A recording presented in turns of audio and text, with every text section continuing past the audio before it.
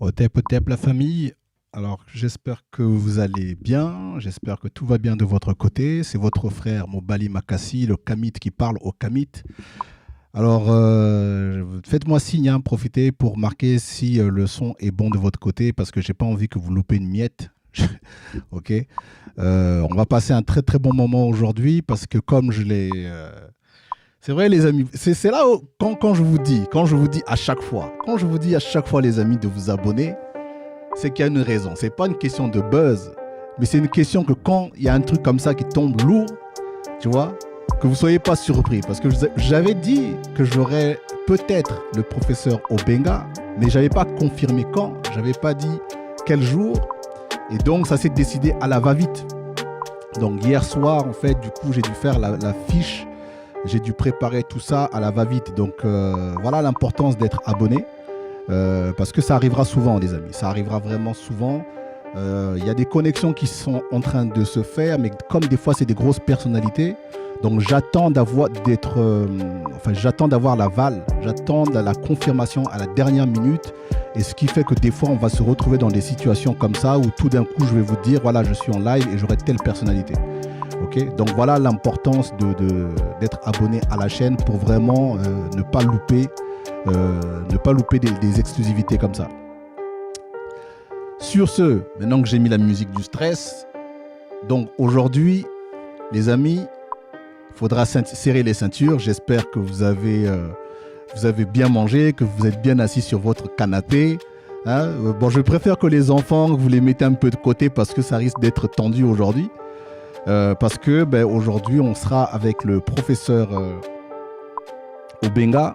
Ok, on sera avec le professeur Obenga, mais ici, l'émission, en fait, vous allez la voir en fait en différé parce que l'émission a été enregistrée hier. Parce que pour des raisons techniques, j'ai pas voulu qu'on soit en live parce que c'est pas très évident vu qu'il est au pays. Pour éviter que le live soit coupé pour X raisons. Voilà, comme je sais que c'est pas évident, il y a un couvre-feu aussi là-bas. Donc c'est un risque que je ne voulais pas prendre.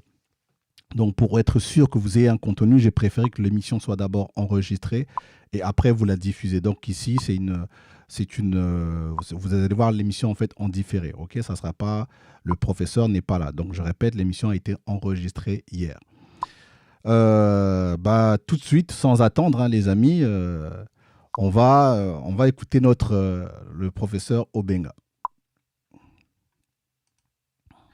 Professeur Obenga, Mbote, merci d'avoir accepté cette invitation. Ça me fait énormément plaisir que vous soyez parmi nous. Donc, Mbote. Mbote, oui. Ok. Alors, professeur Obenga, moi, avant de commencer d'aller plus loin par rapport à notre discussion, je voudrais d'abord savoir, non, je vais poser ma question différemment. Quelle est l'importance de l'histoire pour les Africains? Parce que ici, lorsque nous parlons un peu de l'Égypte, très souvent, la question qu'on entend, c'est pourquoi étudier l'Égypte? De toutes les façons, ce n'était pas nous. Et puis, qu'est-ce que ça peut nous apporter dans la situation d'aujourd'hui? Quelle est votre réponse par rapport à ça? Les êtres humains, ce qu'on appelle les êtres humains, c'est des êtres historiques. Vous, par exemple, vous avez votre père, votre mère, vous connaissez le père de votre père, le père de votre père, ainsi de suite. C'est ce qu'on appelle la famille, la généalogie. Parfois, on va très loin en Europe, on va jusqu'au Moyen-Âge, au XIIe siècle, etc. Parfois, on va moins loin parce que la mémoire ne retient pas tout. Donc, tous les êtres humains, même individuellement, familialement, ont la mémoire de l'historique. Tu ne te réclames pas de la famille de ton copain, mais de ta propre famille. La même chose des individus, c'est aussi des nations, les peuples. L'histoire des Chinois, c'est pas l'histoire, disons, des Vietnamiens. L'histoire des Vietnamiens n'est pas l'histoire des Indonésiens. L'histoire des Indonésiens n'est pas l'histoire des Italiens. Les Italiens n'est pas l'histoire de la France. Ils commencent leur histoire, ils tracent dans le temps leur itinéraire, leurs ancêtres. Il y a des gloires, il n'y a pas de gloires, il y a des guerres, il y a la paix, mais c'est leur histoire. Et ils commémorent ça, la Première Guerre mondiale, ils font des défilés, ils font des commémorations. Le 14 juillet, c'est une vieille fête, ils célèbrent ça. Ça existe partout. Les Chinois ont ça. Même ils font encore Confucius, mais c'est autant des empires. On étudie la littérature, on étudie quel est le pays, quel est le peuple qui n'a pas de mémoire. Mais pourquoi ça devient un problème chez les Africains? Mais pourquoi? Ils ont leur histoire, elle est ce qu'elle est. Elle est bonne, tant pis, elle est mauvaise, tant pis. Mais ils ont leur histoire. Il faut la connaître simplement. Parce qu'on ne naît pas aujourd'hui. Donc, eux, ils négligent l'histoire aujourd'hui. Leurs enfants aussi vont les négliger. Dans un siècle, on va oublier le Kwame Nkrumah, on va oublier les Julius Nyerere, on va oublier les Cheikh Anta Diop, on va oublier les Lumumba. On va oublier ainsi de suite. Mais non, soyons quand même, c'est des choses simples qui ne sont pas compliquées. Tous les peuples ont l'histoire. Et nous, au contraire, quand on domine quelqu'un, c'est ce qui est dû nous arriver, quand on domine quelqu'un, il faut dire que tu n'as pas de famille. Donc, tu es comme un animal. Moi, je ne peux pas faire la généalogie de la biche ou de l'antilope que je tue dans la brousse. Quel est le père de l'antilope? Quelle est la mère? Je ne fais pas sa généalogie, c'est un animal. Donc, on a supprimé ta mémoire puisque tu es esclave. Et tu as été dans ces conditions-là, je te prends comme un type qui n'a pas d'histoire, qui n'a pas de famille, qui n'a pas été être humain. Je peux le vendre, je peux le faire esclave, etc. Voilà ce qui est arrivé. Et nous, comme ça a duré pendant des siècles, on a conscientisé que nous n'avions pas d'histoire et que l'histoire n'est pas nécessaire et que ça ne sert à rien. Donc nous sommes le seul peuple qui est encore sous la leçon du dominateur. On a peur de ce que le maître a dit, on craint le maître, on n'ose pas aller au-delà de ce qu'il a dit. Il a dit que vous n'avez pas d'histoire. Même Sarkozy l'a répété encore à Dakar il y a quelques années. Vous n'avez pas d'histoire. Et les Africains, comme le maître, le dominateur a dit ça, ils acceptent ça. Ils sont encore esclaves. Mais tu vas dire en Chine que vous n'avez pas d'histoire. Même le président chinois à l'heure actuelle, il a dit à Trump, il dit que nous n'avons des ressources de personnes parce que nous avons 5000 ans d'histoire. 5000 ans d'histoire. Il a fait référence aux empereurs, à l'histoire ancienne, à l'histoire féodale de la Chine. Mais pourtant, il est communiste. Donc, mais tout le monde fait des références. Il n'y a que nous qui croyons que vraiment, ça, ce débat ne doit même plus avoir lieu, quoi, parce que ce n'est pas possible.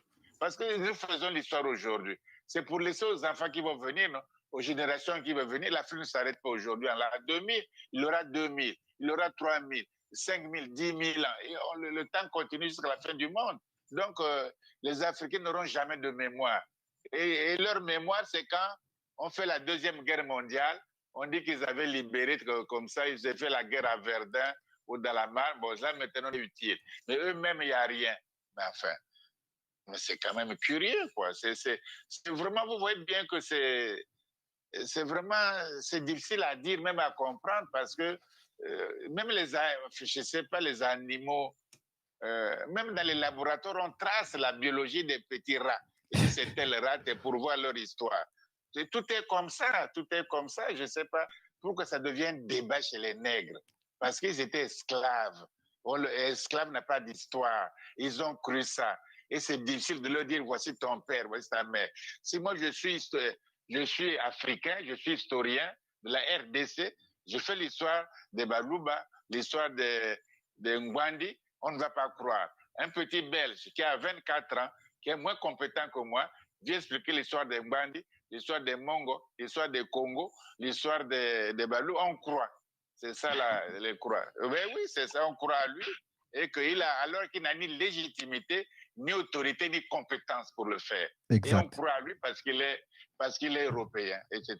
C'est une affaire d'alliés. Il faut qu'on finisse avec l'aliénation. Parce qu'on ne peut pas avancer, on ne peut pas se développer si tu te nies toi-même, si tu ne te connais pas toi-même. Si tu connais toi-même, c'est la première règle. Si tu t'ignores toi-même, si tu as un mépris de toi-même, si notre histoire a été, la conscience historique a été rétablie par Cheikh Anta Diop. Nous sommes ce que nous sommes, même nous sommes le berceau de l'humanité. Si on prend la théorie de l'évolution, le monde entier se concorde à dire que l'Afrique a les premiers fossiles humains très loin. L'homme de Toumaï au Tchad, c'est 7000 ans, 7 millions d'années. Ça, ce n'est pas Cheikh Anta Diop qui le dit, c'est la biologie, la paléontologie humaine qui le dit. C'est ça. Ensuite, l'Égypte. Mais l'Égypte est où? Est sur le continent africain. Aujourd'hui, ils sont même membres de l'Union africaine. Non? Les Arabes sont venus en Égypte au 7e siècle, pas avant, vers 645. Oui, pas avant. Avant, il n'y avait pas d'Arabes. Ils sont venus au 7e siècle. Après, la Libye, la Tunisie, l'Algérie, le Maroc, jusqu'en Espagne, là où ils ont créé les premières universités européennes. Ceux qui ont créé les premières universités européennes, ce sont les musulmans. À Cordoue, à Séville, etc., en Espagne. Ce n'étaient pas les Européens. C'est eux qui ont fait les premiers. Même l'urbanisme, c'était les Arabes qui ont montré ça aux Occidentaux là-bas. Maintenant, ils font le fier pour rien. Ils n'avaient pas d'école, ils n'avaient pas d'université. On enseignait la médecine d'Avicenne en Hollande, aux Pays-Bas, jusqu'au XVIIe siècle. La théorie de la médecine d'Avicenne, arabo-musulman. Ouais, ils n'avaient pas ça. On les enseignait, etc. Maintenant, on leur a montré, ce sont les Arabes qui ont montré aux Européens, aux Français, là, que leurs ancêtres étaient des Grecs, intellectuellement parlant. C'est les Arabes qui leur ont montré ça d'abord. Platon. Les Occidentaux ont connu Platon, Aristote à travers les Arabes. S'il n'y avait pas les Arabes, ils n'auraient pas connu. Les Arabes leur ont expliqué. Maintenant, ils se sont rendus compte, comme ce sont nos propres ancêtres, c'est les Arabes qui nous expliquent ça. On ne veut plus d'Arabes, on va aller directement nous-mêmes. Et ce qu'ils appellent les humanités gréco-latines. Ils ont créé eux-mêmes leurs humanités latines, mais ce qui leur a montré ça, c'est d'abord les Arabes. Après, quand ils ont pris conscience, ils disent non, on ne veut plus d'Arabes, c'est terminé avec les Arabes, nous, on va faire nous-mêmes directement.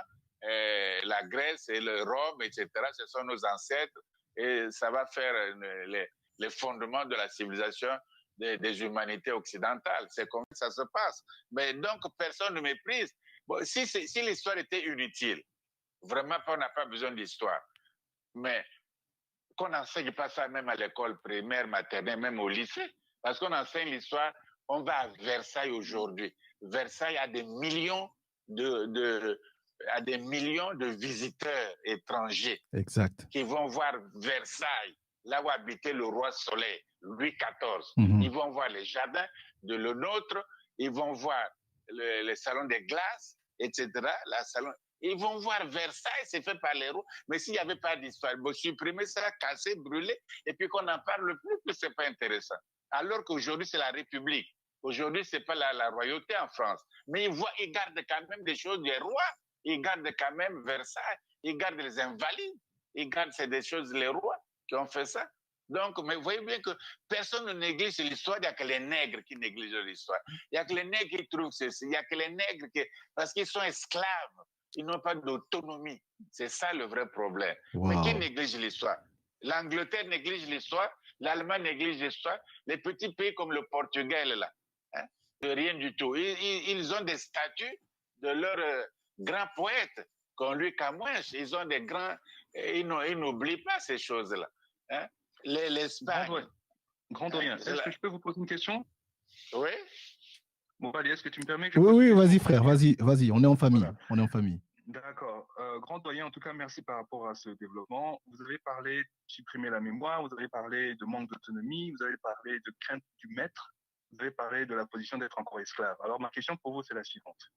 Quelle est votre opinion sur les religions, sachant qu'il y a de nombreuses recherches qui avaient été faites, qui ont montré les origines kamites des religions, et aussi que, dans l'Afrique noire en tout cas, il y a une forte présence de la spiritualité. Qu'est-ce que vous pensez de cette situation où il y a la spiritualité qui cohabite avec les religions qui sont venues d'ailleurs? Oui, les religions, c'est à peu près aussi tout le monde a sa religion. C'est-à-dire, on croit, le cerveau humain, les êtres humains en société, croient qu'après la mort, c'est pas fini. Et puis, il y a quelque chose qui a fait le ciel, les étoiles, le soleil, les arbres, les animaux.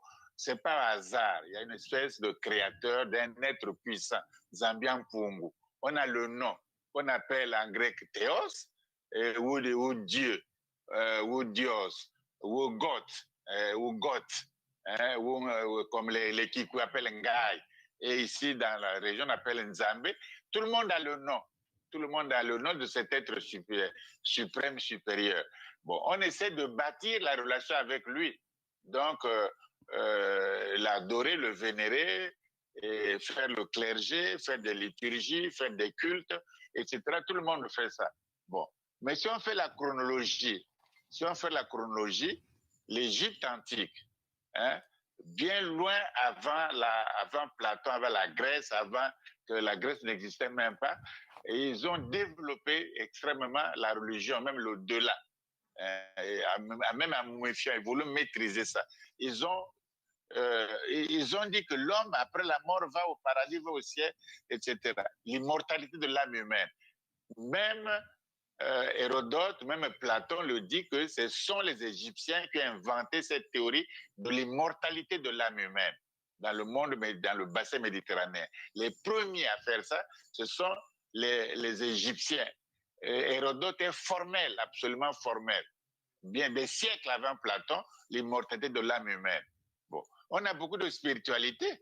Bon, maintenant, avec la colonisation, la spiritualité écrite, que ce soit le Coran, que ce soit la Bible, des textes comme ça, ils viennent, bon, ils ont diffusé ça, tant bien que mal, les Européens. Après, ils sont partis.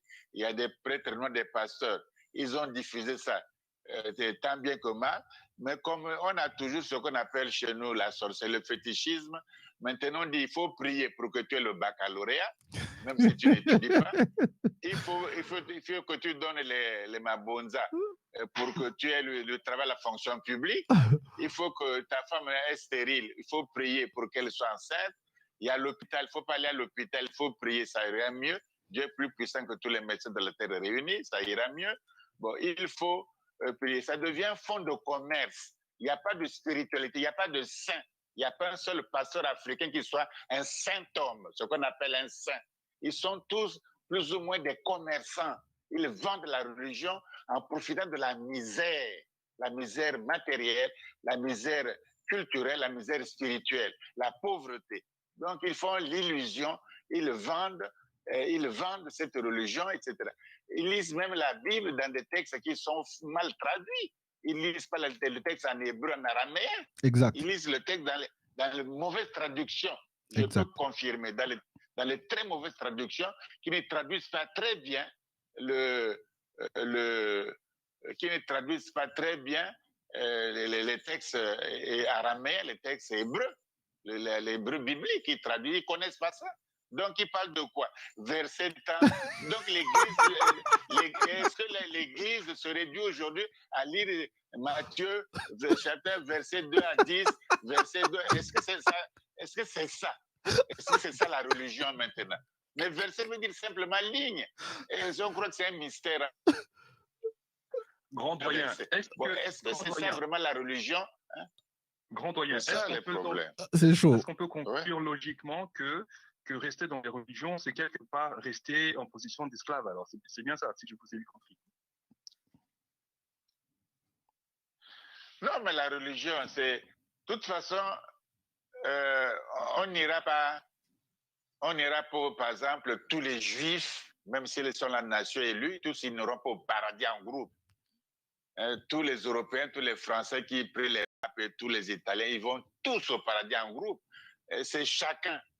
Le salut est individuel. Selon tes mérites, selon ta foi, selon ta pratique, selon ton obéissance à la divinité, etc., tu vas au paradis. C'est pas que tous les Noirs africains avec leurs pasteurs vont au paradis. Non, c'est chacun selon ses mérites. C'est ça l'Église. C'est chacun qui doit faire. On a donné 100 talents à chacun. Chacun doit fructifier ce qu'il a reçu pour faire ses relations avec Dieu. Bon, maintenant, au fond, la religion, c'est un peu individuel. C'est toi qui dois préparer ton paradis. Et même, c'est ça un peu. Ce n'est pas que tous les Américains, ils sont tous protestants, ils lisent, c'est tous des puritains, et tous les Américains iront au paradis.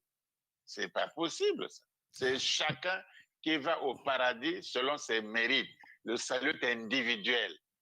Même si Jésus-Christ est venu ici pour sauver l'humanité de la déchéance, mais le salut est individuel. Et il faut que chacun fasse ses efforts. Tout le monde n'est pas saint. Tous les chrétiens de l'Église catholique ne sont pas des saints. Il y a des saints, il y a le martyrologue, il y a des saints, il y en a qui ne sont pas saints. Il y en a qui ont des bienheureux, d'autres ne sont pas bienheureux, d'autres, etc., etc. Donc, il ne faut pas qu'on confonde aussi la religion avec une chose matérielle, une chose culturelle. La religion est spirituelle, elle n'a rien à voir avec la culture, avec ce qu'on fait, la danse, la musique, le théâtre. C'est pas du théâtre, la religion. D'aujourd'hui, c'est ça. Plus tu donnes l'argent au pasteur, plus Dieu te donne la grâce. Donc, la grâce est proportionnelle au don. Tu vois, avec ça, c'est même des crimes. Ça s'appelle l'apostasie. Ce sont des blasphèmes. Tu vois, ce sont des blasphèmes. Donc, au fond, il faut qu'on revienne à la... Il faut fixer la religion est faite pour quoi? La religion est faite pour quoi? C'est pour aider l'homme à améliorer ses relations avec le divin, avec la divinité, etc. Et comme ça, il gagne son paradis. Et le gain individuel, c'est comme ça. Mais c'est pas... on fait trop de confusion, quoi. C'est chacun qui a sa place au paradis. C'est chacun. Professeur Benga, je vais poser une question. Toujours, c'est un peu la suite de la première question. Parce que ce sont souvent des débats que nous avons lorsque nous discutons ou lorsque, par exemple, moi, je fais mes publications, c'est souvent des questions qui reviennent très souvent. Ici, lorsque nous parlons de l'Égypte, que nous faisons de la promotion de l'Égypte, les gens trouvent ça inutile de le faire. Mais par contre, ils voient que tous les autres nations européennes ou autres viennent en Égypte pour pouvoir étudier, pour pouvoir connaître ces civilisations. Tout cela est exposé dans les musées en Europe. Mais nous voyons que aussi ces mêmes Européens qui se proclament d'ancêtres grecs, que leurs ancêtres grecs, eux-mêmes ont étudié en Égypte. Donc moi maintenant, la question qu'on me pose, c'est étudier l'Égypte, ça va nous servir à quoi aujourd'hui? Et maintenant, c'est la question que j'ai envie de vous poser. Pourquoi la jeunesse devrait étudier l'Égypte aujourd'hui? Qu'est-ce que ça peut nous apporter? Oui. Non, on étudie parce que cette partie, c'est notre héritage ancestral. C'est aussi l'héritage de l'humanité, bien sûr, mais ce sont les Noirs africains qui ont bâti l'Égypte. Ça, ils venaient du Soudan, ils ont monté jusqu'au delta, ils ont bâti l'Égypte. Les Blancs de la Méditerranée, qui les ont vus vivants, on dit qu'ils avaient les cheveux crépus et la peau noire. Quand on a les cheveux crépus, on a la peau noire et on habite l'Afrique, on est africain, on est noir africain. Ce qui était le cas de l'Égypte. Et ils étaient, on s'en fout, ils sont noirs. Bon, il n'y a pas de gloire à être noir ou de péché à être noir. Ils sont noirs, ils sont noirs. Ils ont fait la civilisation. Ils ne pouvaient pas la faire. Ils ont fait, c'est tout. Maintenant, on nous a coupé de ça parce que l'esclave n'a rien. Donc, c'est vide. Même quand je trouve les bronzes à Ifé au Nigeria, je ne peux pas attribuer ces bronzes à des métallurgistes noirs. Je dis que ce sont les Carthaginois qui sont venus faire ça à Ifé. Exact. Parce que le noir ne peut pas faire. C'est ça le problème. Si je trouve les bâtiments, l'architecture colossale aux Zambèze, à Zimbabwe, l'ancien Zimbabwe, je ne peux pas attribuer ça aux Noirs de Zimbabwe. J'attribue ça à l'Arabie Saoudite, par exemple. Mais pour qu'ils n'ont pas fait l'architecture colossale là-bas, ils sont venus faire ça en Afrique.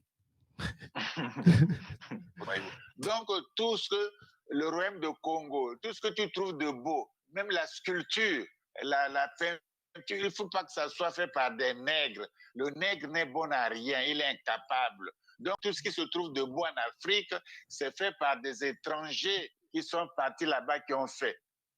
Pyramides, c'est les étrangers. Les bronzes du Bénin, c'est les étrangers.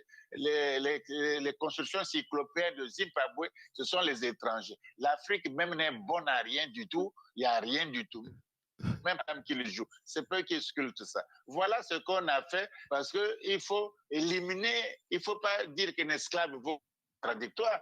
La colonisation ne peut pas dire que tu es bien, tu as la civilisation, puis moi je viens te coloniser. Non, tu n'as rien, c'est moi qui t'apporte la civilisation. C'est moi le dominateur qui t'apporte la civilisation. Toi, tu n'as rien. Je te fais les routes, les hôpitaux, les écoles, et tu n'avais rien. Voilà ce qu'ils disent. Voilà, c'est ça le mépris, la domination.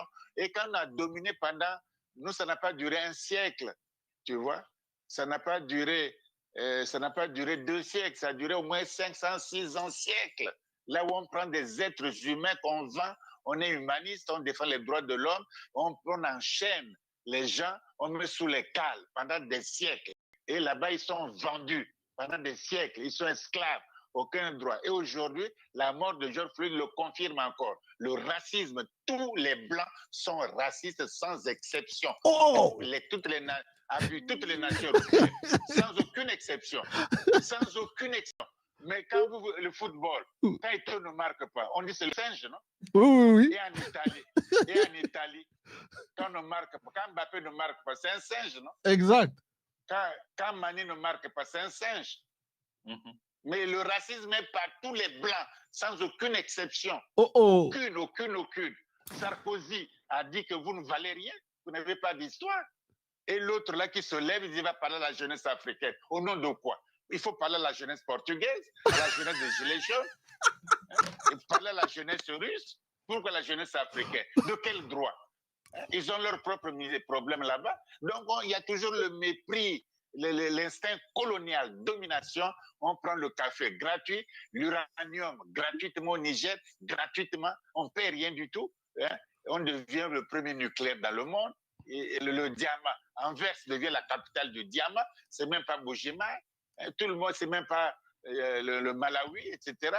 Mais enfin, vous voyez bien que c'est du banditisme. Et nous sommes accommodés à ça.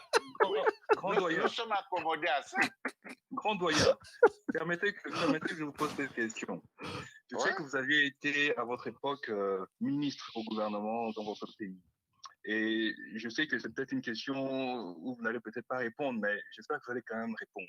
La question que je vous pose, puisque vous avez parlé de banditisme, quelle est votre opinion sur les dictateurs qui sont encore en place, maintenus par ces mêmes bandits à qui vous faites allusion?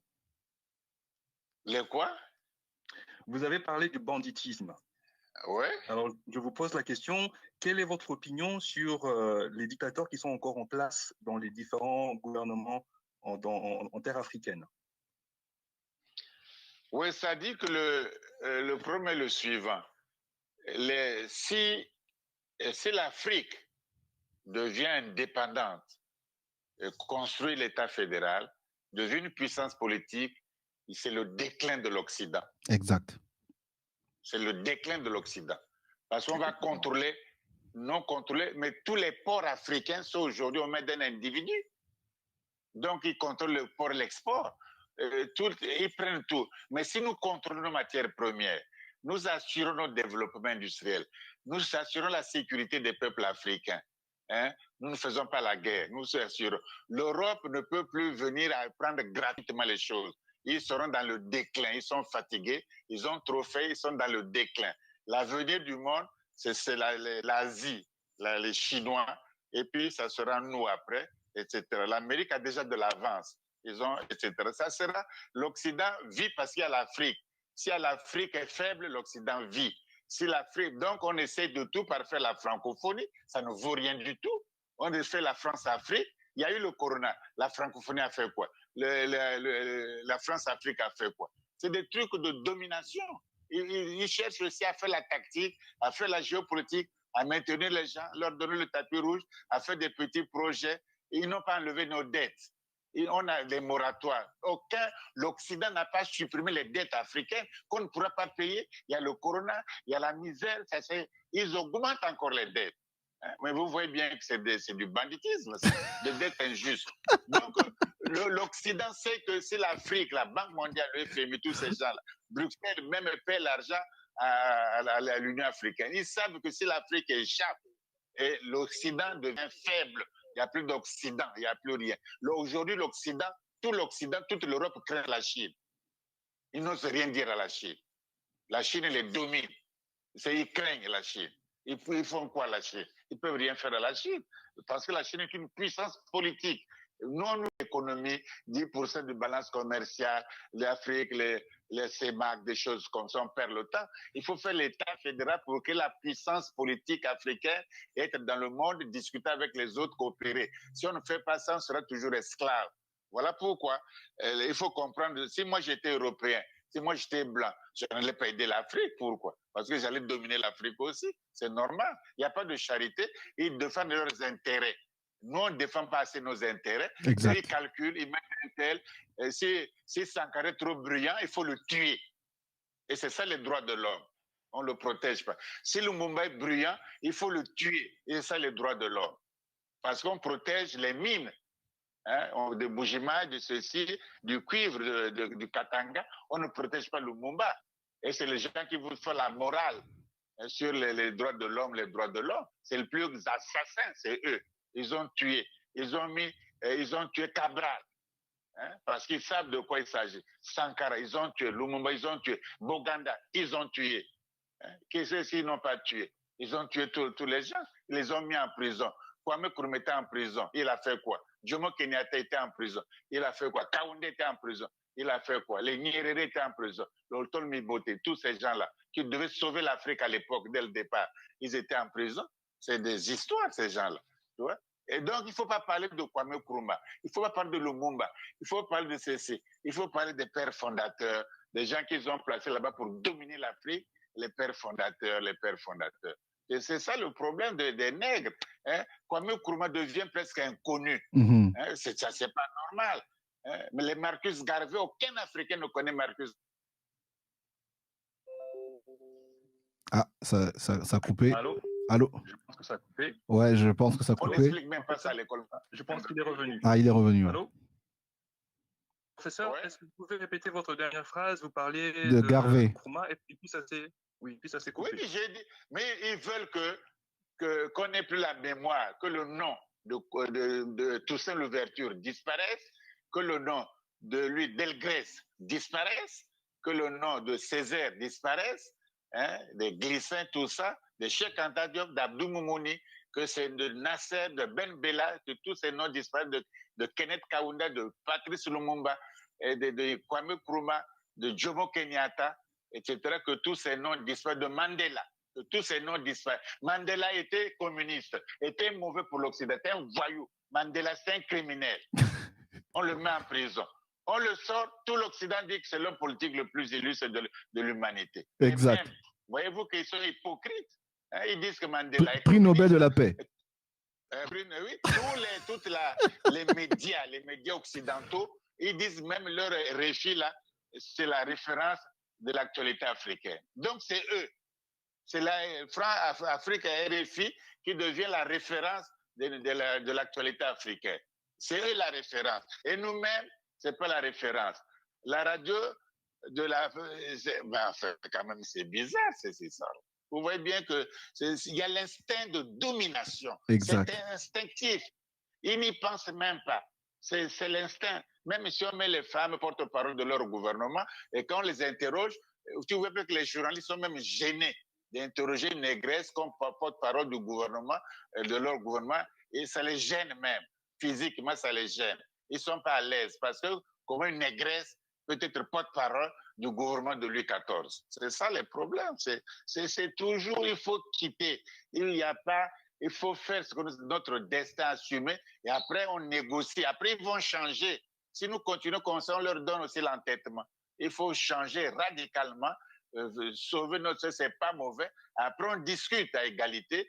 On discute bien, on avance l'humanité. Mais on peut avancer l'humanité dans la domination des uns des autres. Après, on vous donne du bonbon à sucer. Oh, vous êtes la francophonie. Est-ce que tu as déjà vu un Français un homme politique français authentique, battre campagne en France pendant les élections en parlant de francophonie. De Gaulle a déjà parlé de francophonie, Mitterrand parle de francophonie, ou Le Pen parle de francophonie. Il ne parle pas de francophonie. Ça n'existe pas en France. Dans les campagnes françaises, on ne connaît pas la francophonie. On ne connaît pas ces choses-là. C'est l'Élysée qui a sa géopolitique, qui favorise ces choses-là. Je n'ai jamais entendu un homme politique pendant les campagnes ou les Juppé ou les choses comme ça parler de la francophonie. Jamais. Ils n'en parlent pas. Ça ne les intéresse pas. Ça, c'est pour les nègres, pour les maintenir dans la corde au cou, c'est tout. Grand doyen. Ouais. Grand doyen. J'ai sous les yeux, frère, une petite question. J'ai sous les yeux votre livre État fédéral d'Afrique noire, la seule issue. Hein, et ça, je conseille à tous nos auditeurs de vraiment acheter ce livre. C'est un petit livre qui se lit vraiment très, très facilement. C'est un petit bouquin de 10 €. Alors, franchement, je vous le conseille. Alors, je reviens à ce que vous dites, doyen. La question que je vous pose, elle est vraiment pratique. Vous dites, il faut qu'on change, il faut qu'on fasse. D'accord. Comment est-ce qu'on peut rendre cet État fédéral réel, une réalité, d'un point de vue pratique? Et quand vous répondez, essayez de me dresser un portrait de comment cet État fédéral ressemblerait d'un point de vue politique, économique, juridique, culturel, militaire, social, technologique, tout ça. Et militaire. Oui, je crois que c'est la question importante. Bon, aujourd'hui, on ne fait pas la guerre pour faire l'État fédéral, on fait la démocratie. Donc, par exemple, le président de l'Union africaine aujourd'hui, Cyril Ramaphosa, il peut faire un comité composé, par exemple, de Rawlings, de Cheikh Hamidou Khan, de Mokhtar Mbow, de Wole Soyinka, à qui il faut adjoindre des juristes et des économistes et des militaires, faire un comité pour préparer un projet de la constitution de l'État fédéral africain. Il faut faire ça.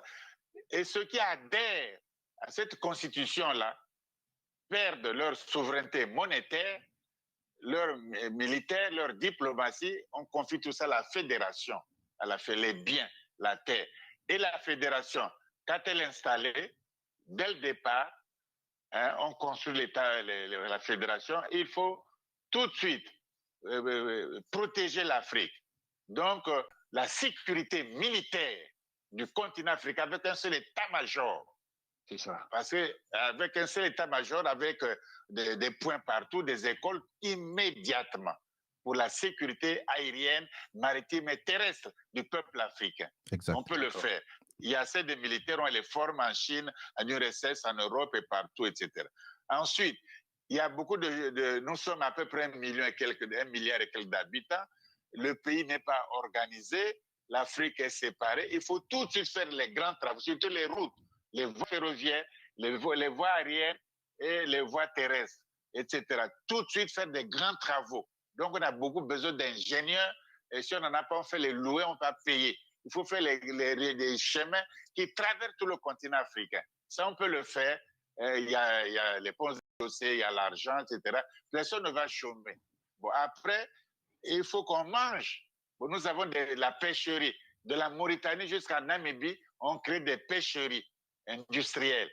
Il y a des lacs, lac Tchad. On jette encore de l'eau dans le lac Tchad et on fait les poissons, des lacustres, les fleuves, etc. On fait le poisson, c'est très important. On fait des grands pâturages. On a des plaines qui ne servent à rien du tout. On refertilise le Sahara. On fait des grands pâturages. Le bovin, le porcin, le bovin, le vin, etc. Les animaux. Il y a des vétérinaires, il y a des médecins, des vétérinaires en plan pour qu'on nourrisse. Après, il y a nos matières premières fait industrialisées. Il y a la bauxite de la Guinée. On ne va pas leur donner ça, l'aluminium gratuit. On peut vendre, on transforme l'aéronautique, on fait nous-mêmes. Il y a le diamant, on ne vend plus en verre, c'est terminé. On fait l'industrie diamantifère sur le continent africain. Il y en a partout. Il y a le fer, il y a la bauxite, il y a le coltan qu'on prend là pour faire vos téléphones là. Il y a le zinc, il y a beaucoup de matières premières. On fait les VA, on fait le cacao, le café. Même le Kenya a des fleurs. On vend des fleurs jusqu'au Japon. Les fleurs du Kenya sont vendues jusqu'au Japon. etc. C'est un pays merveilleux. Il y a les médecins, ils vont étudier nos plantes médicinales, on va trouver d'autres principes chimiques, etc. Personne ne va chômer s'il n'y a pas d'argent. On peut faire les emprunts, pas la Banque mondiale, pas au fait monétaire déterminé, on fait à la Chine. Oui, la Chine nous donne l'argent, etc. Et la règle, c'est la règle d'État, le droit, etc. Si tu voles, on te met en prison. Si tu es corrompu, on te met en prison, on te coupe même le bras, c'est terminé. Mais on ne va pas gaspiller le pays. Mais oui, il faut être dur au départ. Et puis, on collabore avec l'Europe. En ce moment ne vaudra plus rien du tout. On va collaborer avec eux.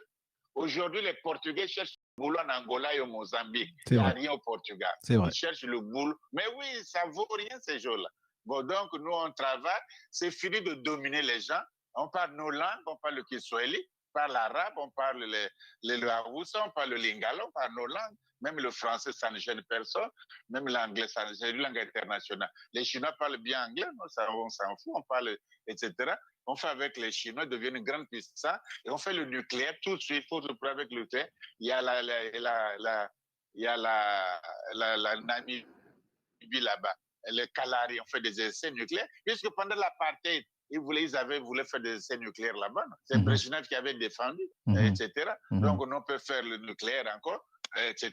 Et on protège les ports maritimes, Madagascar, l'île Maurice. On prend toutes les îles, même l'île Sainte-Hélène, ça appartient au continent africain. On prend toutes les îles autour de nous. Personne n'est autour de nous. On prend toutes les Canaries. Tout ça, c'est à nous. C'est pas eux. Ils n'ont qu'à partir, etc. Donc, au fond, qui va perdre là? On sera puissant, on sera heureux, vous allez faire la mode, vous allez faire la musique, vous allez faire une équipe de football que personne ne battra dans le monde. Personne. Exact. Personne ne pourra battre votre équipe de football. On sera plus fort que les Brésiliens, plus fort que les Argentins, les Maradona, plus fort que tout le monde.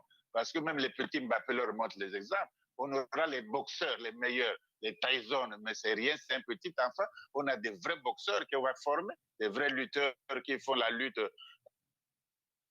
depuis au Sénégal.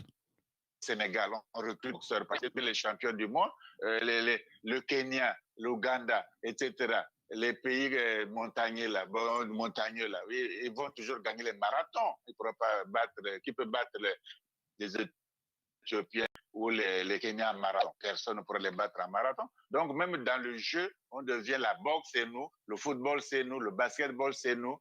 Même les petits là qui écoulent Bolton, c'est des Jamaïcains, c'est des nègres là. Il faut qu'ils soient simplement formés. Donc les musiciens, dansent quelle musique? C'est la musique qui a commencé à Saint-François. Voilà, vous êtes en train d'expliquer que comment l'État américain avait été créé, que vous parliez du fait que, et bon ça c'est en antenne, que c'était en fait des jeunes qui s'étaient mis ensemble, qui avaient pris le courage pour pouvoir vraiment établir l'État américain. Est-ce que vous pouvez reprendre à ce niveau-là, s'il vous plaît? Oui, je peux. Aujourd'hui, les États-Unis d'Amérique, c'est que je m'entends parler. Ouais, au début, ça fait toujours comme ça, mais après, ça va partir. C'est juste un petit écho temporaire. Ah bon, d'accord. Bon, donc, je disais les États-Unis d'Amérique, c'est une décision des êtres humains comme nous, des hommes comme nous. C'était une colonie anglaise avec des États. Il y avait plusieurs États, la Virginie,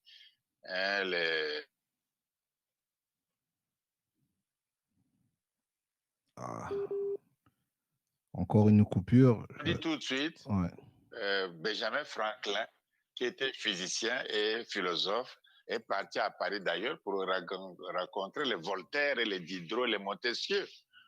Et puis il est revenu, il dit, bon, il faut faire l'État fédéral. Pourquoi? Parce que si on fait l'État fédéral, on sera puissant, une puissance politique. Et quand on a une puissance politique, c'est mieux dans l'humanité. On va diriger l'humanité. Bon. Ils n'ont pas fait beaucoup de laïus. Il a réuni des juristes. Il y avait ceux de Madison, qui serait le 4e président américain, Madison. Il avait 33 ans. Il y avait un avocat, Hamilton, de New York, il avait 30 ans. Le président Jefferson avait 28 ans, de la Virginie, 28 ans. Et Washington aussi, de la Virginie aussi. C'était le plus vieux, 54 ans. Voilà pour qu'il serait le premier président. Et le premier président a prêté serment à New York. Il n'y avait pas Washington encore. C'était à New York qu'ils ont fait la cérémonie, le premier président. Voyez-vous, il n'y avait pas encore de capitale. Et c'est des jeunes gens qui ont fait ça. Et ils ont créé la Constitution. Tu as adhéré à la Constitution, donc tu faisais partie de l'État fédéral. Bon. D'autres ont refusé, ou bien ils ont adhéré bien après, 3 ou 4. Mais ils ont fait avec 13 au départ, pas plus. Après, ils ont acheté les Alaska, les Hawaï, là où est né Obama, etc., bien après. Et puis aujourd'hui, ils ont une armée la plus puissante du monde, une seule, avec un seul état-major. Ils sont bien équipés. Ils ont une monnaie qui domine le monde, etc. Ils ont remplacé l'or comme étalon. C'est le dollar qui est étalon, comme ils sont puissants. Bon, ils ont la diplomatie unique. L'Afrique a peut-être à Paris 54 ambassadeurs, mal logés, pauvres, etc. Et les États-Unis, un seul ambassadeur qui a même les moyens pour faire l'espionnage à l'Élysée. Un seul ambassadeur. Bon. En Allemagne, les États-Unis, un seul ambassadeur. L'Afrique en a peut-être une quarantaine. Bon. Au Sénégal, les États-Unis, un seul ambassadeur. Et l'Afrique, peut-être toute l'Afrique occidentale, ils sont au moins une quarantaine là-bas. Voyez-vous? C'est un non-sens. On est déjà pauvre, on dépense beaucoup d'argent pour rien. Et puis, ce n'est pas efficace. Exact. Bon. Ils ont fait les meilleures universités. Parce qu'on donne la NASA, c'est l'Amérique, c'est le chef d'État, c'est un projet, c'est pas un projet d'individu, c'est un projet de l'État fédéral. C'est ça, si bien que Trump va voir comment on lance les trucs là-bas, c'est pas pour blaguer. Donc, du coup, ensuite, la diplomatie, ils contrôlent l'Europe jusqu'au Balkan avec l'OTAN, ils contrôlent l'Amérique latine avec le Congrès américain, là où même Cuba fait partie du Congrès américain. Ils se réunissent de temps en temps. Et les États-Unis contrôlent aussi les pays du Pacifique. Donc, ils se retrouvent avec la Chine dans les pays du Pacifique. Parce qu'ils ont le Pacifique vers Los Angeles là-bas. Ils se retrouvent. Donc, au fond, ces États-Unis-là, ils sont partout. Ils contrôlent l'Amérique latine avec le Congrès américain. Ils se réunissent au moins une fois par an. Ils contrôlent l'Europe, n'en parlons pas. C'est l'OTAN pour les protéger. Et De Gaulle avait refusé l'OTAN, mais Sarkozy a fait remettre la France dans l'OTAN. Et puis, ils contrôlent le Pacifique. Ils sont partout. Voyez-vous? Ils contrôlent l'humanité. Bon, vous ne faites pas l'Afrique déjà, et vous êtes dans les Caraïbes et le Pacifique et l'Afrique. Vous voyez, même les singes ne font pas ce scénario. Mais oui, mais le Pacifique, on n'en sait rien même. Tu demandes aux Africains, le Pacifique, c'est où? Et quoi, ils ne savent pas. Les Caraïbes, on en sait. Qui commande là-bas? Qui commande les Caraïbes? Pour qu'on soit ensemble. Qui commande le Pacifique? Pour qu'on soit ensemble. Et qui commande l'Afrique? On est ensemble, on ne connaît même pas de quoi il s'agit, quel est le programme, qui fait ça, etc. Bon, on assiste à leur tribunal. La CPI, là où il n'y a que des juristes qui sont tous, sans exception, contre les Noirs africains, sans exception. Toute la cour on doit quitter immédiatement, l'État fédéral quitte le même jour de la création de l'État fédéral, on quitte la CPI immédiatement, sans condition. On quitte leur truc là, la FAO, tous on quitte la FAO, on reste que à l'ONU simplement, l'OMS, tous on quitte, ça ne sert à rien du tout. On fait nous-mêmes nos trucs. Parce qu'on les nourrit, on les engraisse, et on a la Banque mondiale, ils ne viennent plus en Afrique, c'est terminé. Et le Maroc n'est pas mort, non? Le Maroc les a quittés. L'Argentine les a quittés. Ils ne sont pas morts. Nous aussi, on les quitte parce qu'ils nous donnent des dettes. On vous dit que l'Afrique en marche. D'après les radios des Français, là. L'Afrique en marche. L'Afrique en marche. Après, ils disent les plus pauvres, les plus endettés. Mais comment veux-tu être endetté, paralysé, pauvre et être en marche? Ça, c'est se moquer des gens. Ça, se moquer des gens. Et nous avalons ça comme du bonbon. Non. Professeur, Professeur Obenga. Donc, c'est les jeunes qui ont fait les États-Unis. Vous, les jeunes Africains, prenez votre destin en main. Vous avez les idées de Marcus Garvey, de Dubois, de Kwame Nkrumah. Africa must unite. Vous avez tous, les Cheikh Anta Diop ont fait des plans. Vous avez assez d'idées. Hein? Mais faites, qui vous mettra pas en prison? Vous êtes libre. Faites ça. Donc, j'ai dit au président Cyril Ramaphosa de faire un comité avec Cheikh Hamidou Khan, il vit au Sénégal, Cheikh Hamidou Khan, avec Mokhtar Mbo, il vit au Sénégal, avec le président Rollins, il est au Ghana, avec le président, avec Wole Soyinka, il est au Nigeria, avec le pasteur, le jeune John, qui est au Kenya. Ils ont fait un comité de 5. Après, ça joint des juristes. Il y a des juristes, il y a des financiers qui font la monnaie, comme Nicolas Agbao, il fait les trucs des monnaies là, ça l'intéresse. Hein? Donc, ils étudient ça.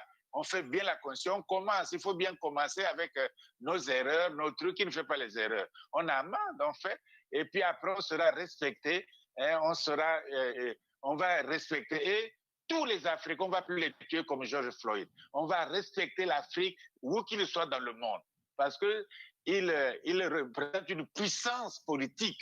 D'abord, la puissance politique. Nous sommes des Kroumis. Moi, je suis de la jeunesse de Lumumba. Moi, je suis de la jeunesse de Kwame Nkrumah. On nous a toujours dit, ayez d'abord le royaume politique et le reste viendra après.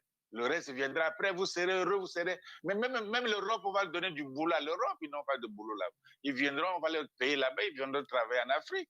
On va leur donner des trucs, ils vont développer. Ils ont des ingénieurs, tout ça, on va les payer. Ils viendront nous développer, ils vont nous aider. Les Chinois, etc., les Russes, tout le monde nous fait la cour là. Le Poutine va appeler le chef d'État africain, va nous aider, il va faire quoi? Ou bien c'est individuel, non, on ne veut plus. Il faut qu'un chef d'État africain comme Trump, et le chef d'État, il rencontre le Chinois. Les Chinois, c'est un empire, non? C'est grand. Il y a un Chinois et puis un Américain. Ils disent que c'est terminé. Et il y a un Russe, Poutine, avec discuter. Mais l'Europe, comme ils ont eu des royaumes, ils ne peuvent pas s'unir. L'Europe ne peut pas s'unir politiquement. C'est impossible.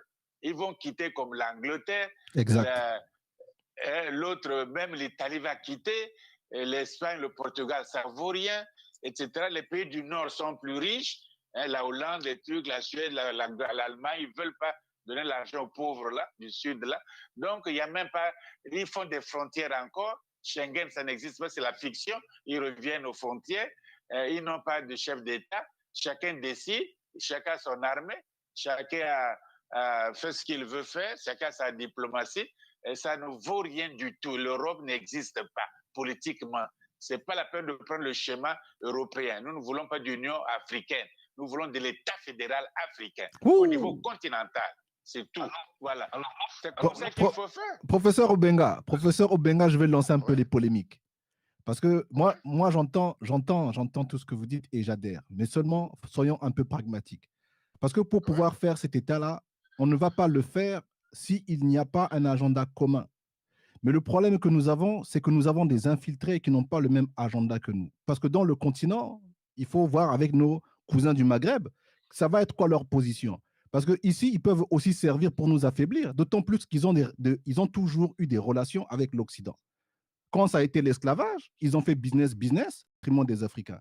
Donc, si nous décidons de nous unir, là, je lance la polémique, mais je ne pense pas que l'Occident va se laisser faire et l'Occident va utiliser ces mêmes personnes, puisqu'ils ont des liens diplomatiques qui remontent depuis je ne sais pas quel siècle, pour pouvoir déstabiliser. Donc, quelle va être la position de l'Afrique concernant cette partie du Maghreb? Parce qu'il faut quand même qu'on se décide.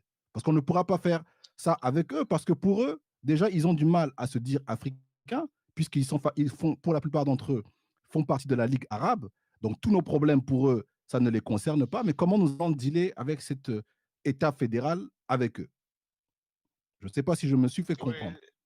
Non, c'est une question très importante. Bon, maintenant, il faut la Ligue arabe. Je crois que c'est un truc qui ne marche même pas, honnêtement. Bon, ils n'arrivent pas à faire le Maghreb. C'est-à-dire, ils en parlent comme ça, le Maghreb, ils n'arrivent pas à faire. Troisièmement, après la Ligue arabe, le Maghreb, les Européens veulent qu'ils soient les pays méditerranéens, c'est-à-dire le Nord. c'est la Méditerranée, et aussi le sud de la Méditerranée. Donc, ils ont des jeux comme ça, des conférences, des choses comme ça. Donc, Israël aussi sera dedans. Et les Arabes ne veulent pas. Donc, voilà pourquoi leur fameux pays méditerranéen, ça ne marche même pas. Donc, au fond, rien ne marche là-bas. Alors, donc, ils vont rester isolés. Alors, quand c'est comme ça, ils ont intérêt à venir à faire l'État continental. De toute façon, s'ils ne font pas l'État continental, bon, tant pis pour eux, nous on fera, c'est tout. Oui, parce que ici, la question des frontières va se poser. Parce que pour que l'Occident puisse nous attaquer, parce que ça va être le cas pour nous déstabiliser, c'est-à-dire que ces pays-là seront obligés de donner leur accord pour donner leur, comment on appelle ça, l'aval au niveau aérien, donner l'aval au niveau, tout ce qui est frontière. Donc ici, ça reste quand même une passoire pour que l'Afrique soit infiltrée. Il faut que cette question-là, militairement, elle soit posée. Parce que s'ils ne sont pas avec nous, ils sont automatiquement contre nous. Non, ça dit qu'ils ont leurs 3 schémas là. Aucun des schémas ne marche. Leur ligue là, c'est un mot, c'est la fiction. Le Maghreb, c'est même pas loin de là. Ils n'arrivent pas à s'entendre. Bon, et la Méditerranée, ça ne marchera pas. Hein, parce que les pays méridionaux de l'Union européenne ont peur des pays du Nord. Donc, ils veulent aussi avoir les hydrocarbures, etc., des pays de la Méditerranée du Sud. Voilà, ils veulent faire un truc comme ça. Ça ne marche même pas. Bon, donc, les autres, bon, ou bien ils restent isolés tels qu'ils sont, mais le Maroc ne veut pas. Ils veulent déjà faire avec le Mali, le Sénégal, faire des relations. Bon, ou bien ils nous rejoignent, ils ont intérêt et ils nous rejoignent. Mais est-ce que le Maroc, lorsque le Maroc prend cette initiative, ce n'est pas un moyen aussi de rentrer dans un espèce d'impérialisme déjà religieux, parce qu'ici quand même, n'oublions pas qu'il y a une solidarité religieuse. Hein, lorsque le Maroc crée des liens avec le Sénégal, il y a une raison pour ça. Et cette raison, elle est quand même religieuse. Donc, est-ce qu'ici, nous ne sommes pas dans un impérialisme religieux plutôt que dans un truc panafricain? C'est qu'eux, ils décident. Ils n'ont qu'à décider. Ces pays-là, Maghreb-là, ils n'ont qu'à décider. Parce que leur leader, autrefois, Nasser, Ben Bella, même les Bourguibés un peu, ils avaient décidé pour l'Afrique. Mais maintenant, ils sont membres de l'Union africaine. Ils ne veulent pas. Ils n'ont qu'à rester là-bas. L'Occident ne nous fera plus peur. C'est terminé. Ils ne sont pas les seuls au monde. Ils ont tué Sankara. Ça n'a rien changé. Ils ont tué Lumumba. Ils ont tué Kwame Nkrumah. Ils ont méprisé Sékou Touré. Ça n'a rien changé. Il faut qu'ils comprennent. Et on ne peut pas dominer encore l'Afrique. C'est impossible. Ils vont tuer encore. Ils vont tuer. Ils ont mis Mandela en prison pendant 30 ans, 28 ans. Mandela est sorti. Donc l'Occident ne comprend pas encore qu'il ne faut pas faire. Vaut mieux négocier, vaut mieux collaborer. L'Occident, d'ailleurs, ils sont en déclin eux-mêmes. Donc, il faut être clair. Bon, voilà. Donc, le problème est fondamental. Ces Maghrébins-là, ces Arabes, on est plus nombreux qu'eux, l'espace est plus grand, on a la mer aussi, on a des richesses. Ils viennent avec nous, on fait l'état fédéral, chacun gagne. Ils ne veulent pas, ils restent là-bas parce que l'esclavage, etc. Tant pis pour eux, nous on va faire. Parce qu'on ne craint plus personne, on ne craint plus l'histoire. On veut une autre histoire, nous voulons une autre histoire, on va la faire. Donc nous avons quand même des grands pays, et on a tout le continent africain, toute la richesse est chez nous, il y a tout, etc. Et on divise le Sahara, nous prenons un peu, puis c'est terminé. Parce qu'on ne va pas trop traîner. Il y aura toujours des infiltrés. Il y aura toujours, même à un moment donné, ça sera quand même un grand pays. Bon, tu vas infiltrer pour donner à qui? Tu vois, même l'infiltration occidentale, où ils vont espionner les troncs, ils sont trop puissants pour les espionner. Nous serons une puissance, mais avec toutes les garanties de la technologie moderne, l'espace et tout. Les Chinois ont fait ça en 20 ans. Hein? Mao Tse-tung n'avait rien laissé, sauf installer le parti communiste chinois en Chine, dans l'empire chinois. Après, 20 ans après, les enfants qui sont venus, ils ont développé la Chine, ils ont fait la grande puissance, ils font l'intelligence artificielle, et ils sont à égalité presque avec ils dépassent l'Occident, ils dépassent l'Europe de loin. L'Europe a peur, ils vont négocier là-bas, etc. Et ils ont travaillé parce qu'il faut travailler, il faut discipline, il faut vouloir, etc. C'est comme ça qu'il faut faire. Mais nous, on n'hésite pas.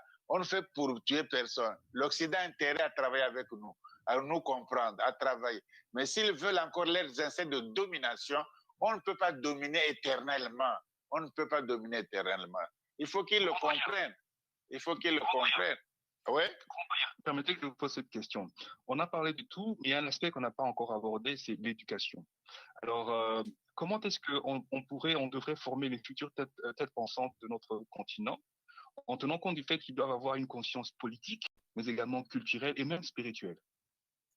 Oui, ça c'est un problème important. Vous avez assez d'éducateurs, vous êtes éduqués, on a vu, on a voyagé, on voit le modèle. Bon, il y a les savoirs. Je crois qu'il faut donner à l'occasion à la jeunesse africaine de maîtriser tous les savoirs contemporains. On ne peut plus faire comme si il y a les savoirs électroniques, informatiques, économiques, financiers, militaires, biologiques, génétiques, l'espace et tout. Il faut s'organiser pour que, à travers l'Afrique, cette jeunesse soit la maîtrise de ces les nouveaux savoirs. En même temps, il faut les libérer, développer l'esprit critique, qu'ils inventent, qu'ils innovent et qu'ils trouvent des choses, de la créativité africaine. Il faut développer pour ça. En même temps, ils doivent le faire pour le bien d'abord du continent africain, pour le bien de l'humanité. Donc, il y a le patriotisme, il y a l'éthique. Ils doivent le faire essentiellement pour ça, etc., etc. Et en même temps, l'être humain est un être spirituel. Il a l'esprit, il a, etc. Il y a la grandeur. Ils vont découvrir encore des choses merveilleuses. Le merveillement de l'univers, la grandeur de l'univers. Leurs peintres, leurs musiciens, leurs intellectuels, leurs savants vont découvrir ça, hein, vont quand même l'Einstein est revenu qu'il y a quand même l'être existe dans l'humanité. Les savants, les musiciens chantent la beauté, chantent Dieu. Les artistes, la beauté, tout ça. Donc, au fond, vous avez raison. Il faut faire des grandes universités, des grands instituts de pêche marine, d'industrie, des choses comme ça. En même temps, maîtriser le plus ça. On forme nos étudiants, le nucléaire, on les forme en Chine, on les forme en URSS, on les forme en Russie, on les forme en Europe, on les forme aux États-Unis, on les forme partout là où on peut les former. Ensuite, ils viennent. Il faut qu'ils soient des hommes, un être humain digne. Il y a une dignité. Il faut qu'il soit compétent. Il faut qu'il serve son pays. Il y a son intérêt. Il faut qu'il serve l'humanité. Il y gagne, etc. Donc, on est ouvert. La science, on va partager la science par les congrès, les revues, etc. Et puis, on crée nos prix Nobel. On laisse leur prix Nobel. Leur prix Nobel, c'était 200 000 dollars comme ça. Nous, on met à 5 millions de dollars. Voilà. Ouais. On vend le diamant, on donne les prix. Et puis, tout le monde... Parce que si vous avez des prix faibles, là, ça ne fait pas écho. Et on a l'argent, on a le diamant, on a le cuivre, on a la bauxite, on a tout. On a tout ce qu'il faut pour faire des grands prix. Et pour que ça soit vraiment méritant, très sérieux. Et le gars gagne un grand prix du continent africain, tout le monde sera envieux. Et comme c'est un prix international humain, tout le monde va négliger le prix Nobel. Tout le monde va chercher notre prix Nobel à nous. Le prix Marcus Garvey, le prix Kwame Nkrumah. On met des millions. Ils vont venir chercher ces prix-là parce que c'est des prix universels. C'est comme ça qu'on gagne. Hein? Mais si on fait des petits trucs là, non.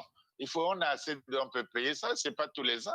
On peut trouver 10 millions de dollars pour donner un bon prix, c'est tout, au lieu de donner 250 euros. Professeur Obenga, je vais poser une question, parce que moi, ici, je préfère, parce que vous avez parlé tout à l'heure de Marcus Garvey, je préfère la politique de Garvey, sa philosophie et sa vision lorsque nous parlons du panafricanisme. Seulement, à la place de sa vision, nous avons eu l'Union africaine. Pour moi, qui était un bricolage, voilà, je ne comprends pas ça. À votre avis, quand vous observez tout cela, quel est le pays modèle en Afrique qui a su garder cette philosophie de Garvey et qu'on peut utiliser comme modèle pour pouvoir commencer cet État fédéral? Oui, cette question est très importante. C'est-à-dire que il y a d'abord un premier problème, c'est la douleur. Tu vois, les Marcus Garvey, ils ont souffert dans leur chair, dans leur corps, ils ont souffert de l'esclavage. Ils étaient esclaves. Ils ont souffert de l'esclavage. Bon, nous, plus on a souffert peut-être plus de la colonisation. les parents, etc. Bon, donc l'Afrique, il faut on dirait qu'il n'y a pas de douleur. On dirait qu'il n'y a pas eu de virus, il n'y a eu rien, et il n'y a rien, tu vois. On n'a pas souffert. Alors, quand on a souffert, on ne veut plus souffrir. On s'organise pour ne plus souffrir, pour mieux faire, parce que ce n'est pas une bonne situation. Voilà, les hommes vivent comme ça. On ne veut pas, on n'accepte pas ça. Or, voilà pourquoi nous voulons l'Afrique, parce que tel que nous serons là, on sera vite déstabilisé, on sera faible, on ne sera pas puissant, on ne sera pas pauvre, on n'aura pas riche. Unis ensemble, on peut mieux supporter les chocs, on peut mieux vivre ensemble, on peut mieux résoudre les problèmes. Voilà pourquoi nous cherchons l'unité, ce n'est pas pour l'unité, c'est pour éviter les douleurs prochaines, pour éviter les malheurs prochains, parce que l'humanité, c'est qu'elle est, on ne sait jamais. Donc, pour éviter les esclaves futurs.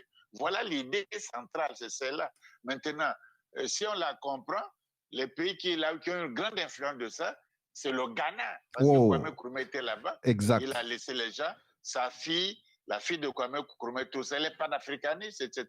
Ils ont des mouvements. Bon, il y a eu Modibo Keïta au Mali. C'est des grands panafricanistes. Et ils ont marqué. Sankara a marqué. Ils ont tué un Sankara. Le résultat, ils ont créé des milliers de Sankara au Burkina Faso.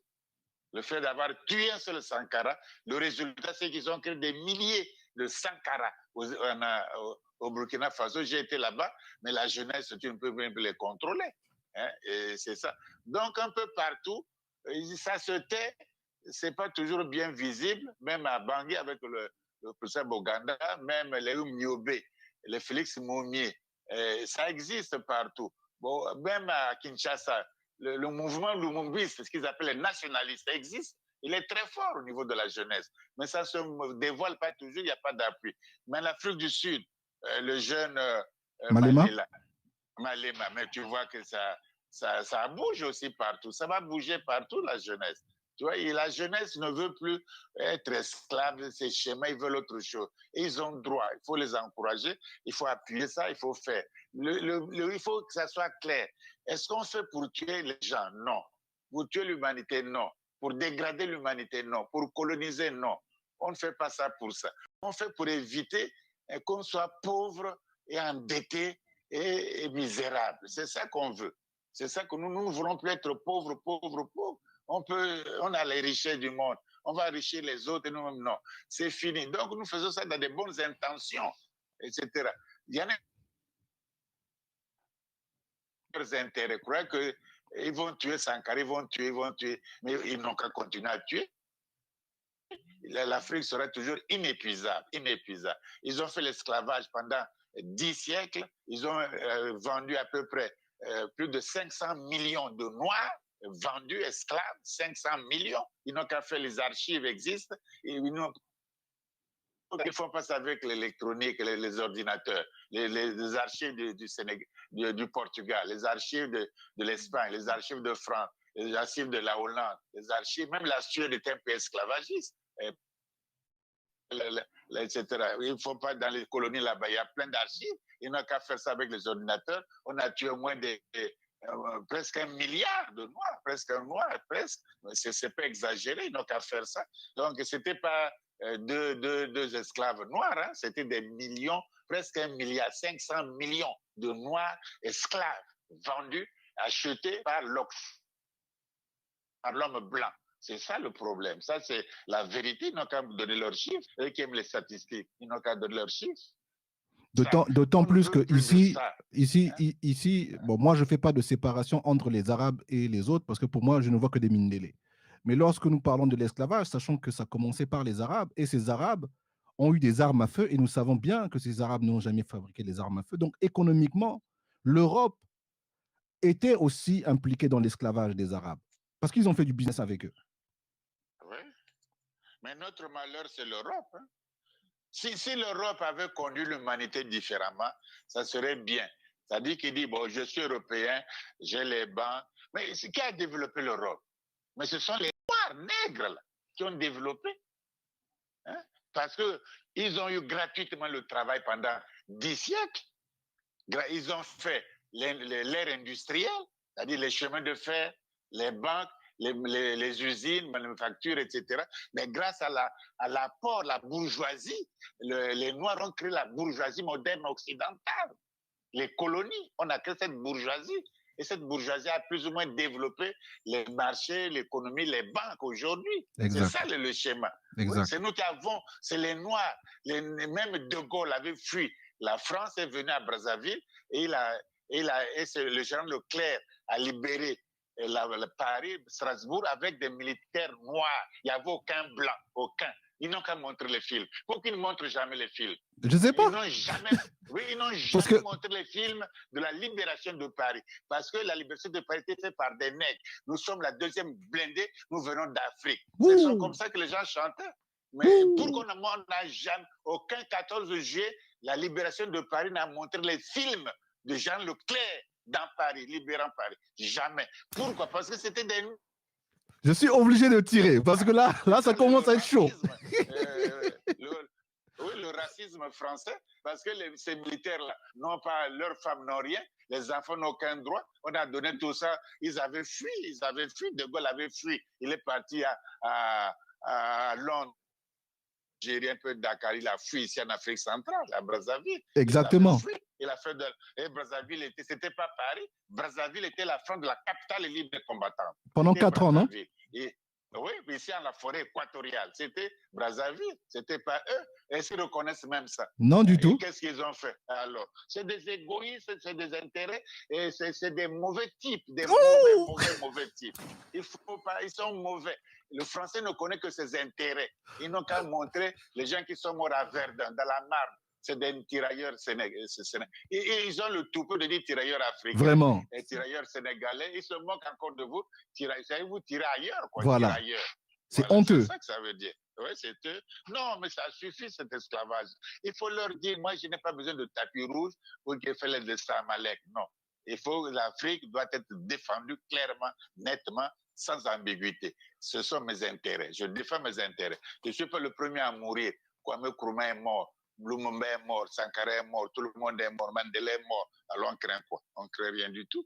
Donc on doit être comme ça, c'est ça la vérité qui va triompher.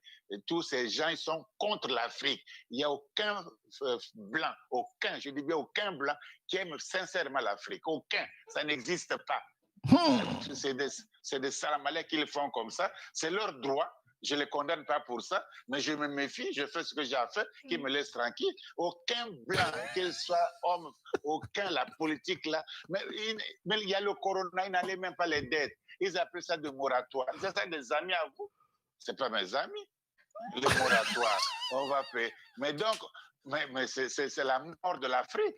Hein? Le chômage va augmenter, la récession qui est là, on ne s'en sort pas, on a des dettes qu'il faut payer, il en ajoute des dettes, mais ça c'est volontairement pour tuer la Banque mondiale, c'est criminel, le Fonds monétaire international c'est criminel, et l'Algérie, le président algérien, bravo, il a dit c'est l'esclavage encore. Non, mais c'est fini les esclaves, ils n'ont qu'à les banques mondiales, c'est même pas des banques mondiales, c'est des banques à eux.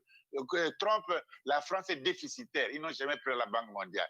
Trump a parfait les déficitaires. Ils vont prendre l'argent en Chine, ils vont prendre l'argent à la Banque mondiale. Et pourtant, c'est à 5 mètres de chez lui. Pourquoi ils ne prennent pas là? Et nous, Trump a fait des banques mondiales, le Fonds monétaire, des choses comme ça là. Et puis, souvent en Afrique, ils envoient une petite demoiselle célibataire.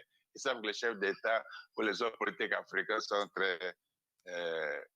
ils sont faibles. Ils sont faibles, pour le mot. Ça finit, mais ça suffit ce langage-là. Professeur Obenga, Professeur Obenga, là je veux commencer à rentrer dans les questions un peu polémiques. Parce qu'ici, on a un peu parlé de nos amis occidentaux et à quel point ils nous aiment. Ils nous aiment tellement qu'ils se soucient du fait qu'on commence à être trop nombreux. Et donc, ils sont passés récemment par Obama pour dire qu'il faut faire l'homosexualité. Et nous avons maintenant, dans nos petits réseaux Facebook, des panafricains gays. Ça veut dire que des panafricains kamites, qui sont pour l'Égypte, et maintenant, ils utilisent comment je peux dire, ils utilisent la documentation égyptienne, notamment où il y a, je ne sais pas si vous connaissez ce dessin où on voit 2 Égyptiens qui se regardent en face. J'ai oublié les noms. J'avais déjà préparé ça, mais malheureusement, je n'ai pas ça en face. Et les gens théorisent en disant que voici l'exemple que les Égyptiens étaient homosexuels et que l'Afrique a toujours prôné l'homosexualité. C'est dommage parce que je n'ai pas vraiment le nom de la stèle, mais je voulais un peu. Je ne sais pas si vous connaissez ça, si vous connaissez cette stèle-là. C'est deux Égyptiens qui se regardent en face. Ouais, mais c'est beau, c'est courant, les Égyptiens se regardent. Voilà. Non, voilà. Donc, ils utilisent ça pour dire, que Mais voilà ça, l'exemple de l'homosexualité. Non, ces choses-là, il faut parler, c'est l'histoire, il faut la documentation. En Grèce, chez les ancêtres des Blancs, là, la Grèce, l'homosexualité est acceptée, tolérée et promue. L'homosexualité. Il y a des textes, il y a les images en quantité. Les femmes, les lesbiennes à Lesbos, les hommes entre eux, etc. Et même dans un dialogue de Platon, hein, le fait, on cherche, ou le symposium, hein, là où on cherche à aller faire nu la gymnastique, parce qu'il faisait la gymnastique nue. Exact. Oui, c'est pour ça que jusqu'à encore aujourd'hui, dans la lutte, ils sont habillés en cycliste, parce que à l'époque, ils étaient nus. Ils étaient nus pour faire l'amour avec Socrate, un militaire, là, dans le symposium de Platon, ils n'ont qu'à lire ça. C'est des homosexuels. Ensuite, tu viens en Grèce. En Grèce, c'est des homosexuels. Et eux, ils sont leur tradition. Tu viens chez les Ibères, les Gaulois, les Germaniques, les Celtes, tous ces peuples de l'Occident, et ça, colonisés par eux, ils sont homosexuels. La France aussi, puisque tous les rois, de France efféminés, homosexuels, ça aussi nous le savons. Ils étaient homosexuels, ils n'étaient pas circoncis. Louis XIV n'est pas circoncis. Ah bon? Ils ne sont pas circoncis. Et ils ne connaissent pas ces choses. Socrate n'était pas circoncis, Platon n'était pas circoncis, César n'était pas circoncis, Louis XIV n'était pas circoncis, ils ne sont pas circoncis, ces gens. Ils ne connaissent pas la circoncision. C'est l'État moderne, c'est les Noirs qui leur ont montré ça, ils font le malin. C'est tout. Ils ne connaissent pas la circoncision, c'est bizarre. Le premier grec qui était circoncis, Pythagore, c'était tout le monde se moquait de lui. Le premier blanc circoncis.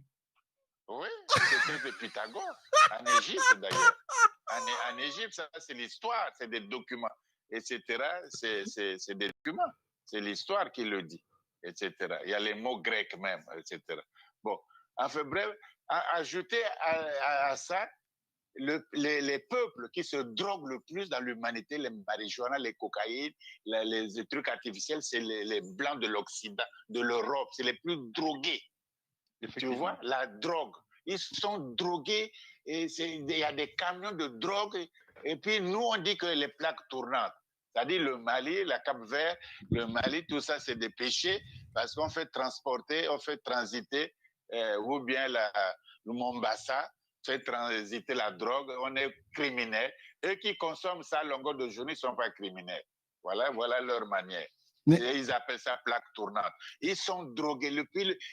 L'Européen, le blanc, moyen, même jeune, les jeunes gens, les jeunes filles, les cadres, ne peuvent pas vivre sans drogue. C'est impossible. Ils se piquent tout le temps pour droguer. C'est des drogués. Et mais ici, c'est la même chose. Parce qu'ici, concernant la drogue, excusez-moi de vous couper, j'en profite parce que les gens utilisent souvent pour pouvoir justifier des choses qui sont dans notre cœur. Je dis ça. Parce que lorsqu'on observe ces en haut, là, le symbole qu'il y a au-dessus de sa tête, ils utilisent ça pour dire voici le symbole de la marijuana. Les Égyptiens fumaient la marijuana. Vous qui avez qu'est-ce que vous pouvez répondre là-dessus? Parce que moi, si je le dis, on ne va pas me croire. Non, mais la marijuana, ça venait de l'Amérique latine. Donc, ça quitte l'Amérique latine, ça vient en Égypte. C'est des histoires. Il n'y en a pas. Ce symbole-là, ce symbole, d'abord, ce n'est pas un symbole, c'est une écriture. Ça se lit. Ça se lit, c'est un signe qui se lit. C'est un mot, ils ne savent pas lire. Enfin, bref, ils sont drogués. Et du coup, ils ont abandonné le catholicisme maintenant. Ils ne croient plus. Ils ne croient plus aux catholiques, au catholicisme, à la chrétienté. Ils n'y croient plus. Donc, ils font des lois. Qu'un homme marie un autre homme, une femme marie une autre femme. C'est le féminisme, c'est l'homosexualité. Donc, c'est la destruction totale. L'Europe se détruit, s'auto-détruit par la drogue, par l'homosexualité, par la lesbienne, par le féminisme, par j'aime mon corps, je le sexe, je fais l'amour avec un autre homme, etc. Même les animaux. Même avec les animaux. Oui, oh, mais ils font des films, la pornographie, ils ont développé ça. En Suède, c'est le pays le plus pornographe du monde, la Suède. Donc, ils sont dans la turpitude totale. Ils vendent le marijuana. Ils n'ont que ça comme drogue, comme délassement, comme divertissement. Comme ça fait les paradis illusoires, les paradis l'idyllique, quoi. Ça leur donne un peu de joie, un peu de gaieté. Donc, il faut l'amour, une femme qui fait l'amour avec une autre femme, un homme qui fait l'amour avec un autre homme. Alors, maintenant, pour dire que c'est universel, c'est les bons. Ils disent qu'il n'y a pas que nous, Européens, il ne faut pas nous condamner. Les Mayas faisaient ça, exact. Les Égyptiens faisaient ça, exact. Les Grecs faisaient ça. Ils ne parlent même pas de leurs Grecs, de leurs Gaulois. Et Clovis c'est pas circoncis. Il parle pas. Charlemagne n'était pas circoncis. C'est tous des fumeurs de drogue. Bon, ça, ils parlent pas de ça. Ils parlent pas de ça. Oui, les Luther, tous ces gens, ils sont pas circoncis. Ils parlent pas de ça. Bon, ils parlent maintenant de Alors, l'Égypte, l'Égypte pharaonique a une égalité absolue entre l'homme et la femme. La femme peut être pharaon.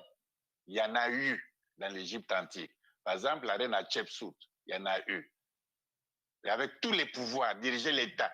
Quelle est la femme, avant la modernité, qui a dirigé un royaume avec tous les pouvoirs directement, pas par son fils, la régence, non, directement. Aucun. Ils vont dire Jeanne d'Arc. Non, Jeanne d'Arc, c'est même la figure, c'est vrai même. On l'a brûlé, on a fait ceci. Les Français montrent ça. Les Anglais ne croient pas en Jeanne d'Arc. Alors, qui a la vérité? Jeanne d'Arc, la pucelle d'Orléans, des choses. C'est du roman. C'est un roman. Elle est qui l'a brûlé, qui l'a vu, ses parents, c'est qui, son père, c'est qui, sa famille. Donc, la famille de Jeanne d'Arc a disparu comme ça. Vraiment. Les Anglais ne croient pas à Jeanne d'Arc. Il ne faut pas croire la fiction. Ça, c'est des fictions nationales, c'est des histoires. Moi, je ne crois pas à ces choses. Où c'est la documentation? On n'a jamais bien documenté. Bon, quelle est la maman de Jeanne d'Arc? Quel est son père, Jeanne d'Arc? Il n'a pas de famille. Et sa famille remonte au Moyen-Âge, à quelle période? Et il n'y a rien du tout. Alors qu'ils sont documentés, ils ont la mémoire, ils sont historiens. Il n'y a rien du tout. C'est de la fiction. C'était pour libérer le truc là, etc. Les Anglais nous croient. Demandez aux Anglais qui les ont battus. Ils ne croient pas, ils ne font pas. Mais quand tu es battu, tu crées un mythe national. C'est tout, c'est des mythes. Oui, c'est des mythes. Il ne faut pas croire à des légendes. C'est de la légende. Bon, on y croit, mais c'est de la légende. Il faut mettre ça au compte de la légende, non au compte de l'histoire. Bon, donc, des gens sont drogués. Ils sont abîmés, les pauvres blancs. Ils sont abîmés. Ils sont trop drogués. Ils trouvent qu'il y a en Égypte, il y a l'égalité entre l'homme et la femme. La femme est scribe. La femme peut être pharaon. La femme est prêtre, prêtresse. La femme est tout. Il y a pas, on a fait des recherches pour trouver l'homosexualité en Égypte. Il y a un récit d'un général de l'armée égyptienne qui, la nuit, va voir un soldat. C'est un roman, un truc, une fiction. Et ça, seulement ça. Donc, je sors, je vais voir. Pour eux, c'est une preuve d'homosexualité. Oui, c'était comme ça à l'époque. C'est un professeur du Collège de France, Georges Posner, qui a étudié ça. Maintenant, il n'y croit plus. Il a changé d'avis. Oui, mais eux, ils ont changé d'avis. Il n'y a pas d'homosexualité. Il y en a parce que c'est très réprobant. C'est pas possible, ça n'existe pas. C'est du mensonge, on ment, il n'y a pas de preuve, il n'y a pas de texte. Bon. Mais comment dit-on le mot homosexuel dans l'Égypte antique? Il faut bien que c'était réel. Il faut bien qu'on le nomme dans la langue. Comment dit-on homosexualité ou lesbienne ou des choses comme ça dans la langue égyptienne, dans la langue des pharaons? Comment dit-on ça? Ça n'existe pas. Ça n'existe pas. Ils inventent parce que le blanc est contre l'Afrique. Et il ne veut pas admettre que l'Afrique a une civilisation supérieure. Jamais. Que les pyramides, c'est fait par les Noirs africains. Jamais. que l'Égypte ait fait par eux, jamais. Il est né comme ça, il est vicié jusqu'aux os. C'est comme ça. Il ne faut pas écouter ce que racontent ces gens-là. C'est tout. C'est des menteurs. L'Égypte n'a pas connu ça, c'est faux. Mais ils veulent dire que l'homosexuel, c'est simplement européen qu'ils fassent leur truc, mais qu'ils ne disent pas que c'est l'humanité. Ils ont fait ça au Cameroun. Il y a eu des morts là-bas. Ils ont fait Macky Sall a interdit au Sénégal. Nous, on ne connaît pas ces coutumes-là, mais ils veulent croire que l'excision, mais qui a montré la circoncision aux Blancs? Ce n'est pas les Noirs africains. Ils étaient circoncis, ils connaissent ça, ils ne connaissent même pas ça. Les Grecs n'étaient pas circoncis, les Romains n'étaient pas circoncis, les Gaulois encore moins, les Celtes, les Germaniques, tous ces peuples-là, rien du tout. Hein? Alors ils racontent leur vie maintenant, etc., etc. Ils racontent leur vie. Et ils sont, même aujourd'hui, ils sont mal circoncis. Ce n'est pas bien fait chirurgicalement. C'est tout ça, c'est des pauvres diables sur ce plan-là, mais ils ne veulent jamais accepter. Les Chinois, c'est des chinoiseries. Ils mangent un bol de riz. Ils font leur art, c'est simplement comme c'est pas beau. Le beau, c'est la France, c'est beau. Leur art, c'est beau. Leur musique, c'est beau. Leur femme, tout est beau là. Les Chinois, c'est des chinoiseries. L'Afrique, c'est des négreries. La négritude, on ne peut pas vivre dans ce mépris de l'autre. Nous, on ne méprise personne. Mais on sait que nous, on ne connaît pas l'homosexualité dans l'Égypte antique. On n'a pas le mot pour dire ça. Ça n'a jamais existé. Il n'y a aucune documentation écrite. Il n'y a aucune iconographie. Et ça n'existe pas. Les marijuana, les Blancs sont hyper drogués. De la terre, c'est eux. C'est même pas les Mayas ou les Aztèques, les Mexicains. Ils leur vendent simplement. Si vous enlevez la drogue en Europe, ça ne circule plus les camions. Ils sont défaits. Ils n'arrivent plus à vivre. Supprimez les drogues. Supprimez les trucs de pornographie là. Ils ne peuvent plus vivre. Ils seront fatigués. Ils ne peuvent pas vivre sans drogue qu'ils fabriquent eux-mêmes en se piquant. Ils fabriquent. Ils n'arrivent plus à vivre sans la drogue, sans le marijuana, les cocaïnes, toutes ces choses. C'est eux qui font ça. Maintenant, ils attribuent ça aux autres. Il faut que le péché soit universel. Et ça n'a rien d'universel. Nous ne faisons pas ça. Tu as déjà vu un noir africain, même dans l'Antiquité, nos parents, tout ça. Moi, j'ai fait les enquêtes dans les villages, chez les illettrés, paysans, pauvres diables, qui ne connaissent pas l'Europe, qui ne connaissent rien du tout, qui n'ont jamais été dans les capitales. Je leur ai dit que l'amour fait un homme fait l'amour avec nous, ils ont failli me tuer. J'ai dit, mais ne viens pas. Mais reste là-bas, tu es pourri, tu es dans l'Occident, tu es occidentalisé, n'amène pas ces histoires-là ici. Tu es pourri, tu es occidentalisé, ils me disent. Il dit, mais j'ai dit non, maintenant, comme celui qui danse là, fait l'amour avec, dit, mais tu es fou, quoi. Tu viens, c'est ça que vous avez appris en Europe, là-bas en France, c'est ça que tu as appris. Tu viens nous raconter des conneries comme ça ici. Les autres aussi le font, par manque de les Noirs qui le font aujourd'hui, que c'est manque de volonté. C'est des pauvres déjà efféminés, qui n'ont pas de décision, qui n'ont pas l'intelligence qu'il faut. C'est des pauvres diables, ils voient la mode, ils croient bien faire, ils ont des problèmes psychologiques qu'ils n'arrivent pas à régler, et ils se laissent abandonner, ils se laissent faire, mais ils n'ont même pas le bonheur dans ce faisant. Ils imitent. Il y a des déchets comme ça dans une société. Là où on n'est pas fort, on est faible, psychologiquement on est faible, socialement on est faible, dans la société, ils ne rendent aucun service, et ils ne sont pas déterminés, ce ne sont pas des gens volontaires, tout ça, mais ils croient que jusqu'à 80 ans, 70 ans, 80, ils vont faire l'amour entre deux hommes, vont faire deux vieux, là, vont faire l'amour. Hein? Ou bien deux vieilles femmes, jusqu'à 100 ans, ils vont faire l'amour entre elles. Mais non, faut pas. Même l'Espagne qui est chrétienne a suivi ces histoires-là. J'ai dit c'est le déclin de l'Occident. C'est même Spengler l'a dit, mais c'est vrai, c'est le déclin. Nous arrivons, nous existons. Le déclin se fait petit à petit. Parce qu'il y a l'effort d'inertie. Mais nous sommes au déclin de l'Occident, de l'Europe. Allô.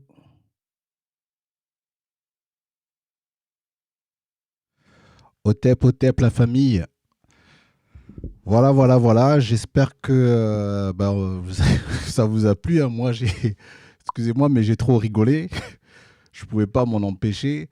Désolé parce que l'interview a dû couper et c'est ce qu'on redoutait. C'est une des raisons pour lesquelles je n'ai pas voulu faire ça en direct, parce que j'étais conscient que par rapport aux conditions au pays, qu'on serait dans une situation où, pour des raisons X, hein, de réseau ou quoi que ce soit, que ça allait couper. Et c'est ce qui est arrivé.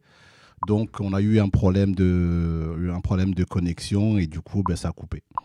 Mais c'est pas grave. Je vous ai quand même fait partager, je pense, plus d'une heure et demie, hein, de cet échange. J'espère qu'en tout cas, vous avez pu passer un bon moment et puis ça a peut-être permis.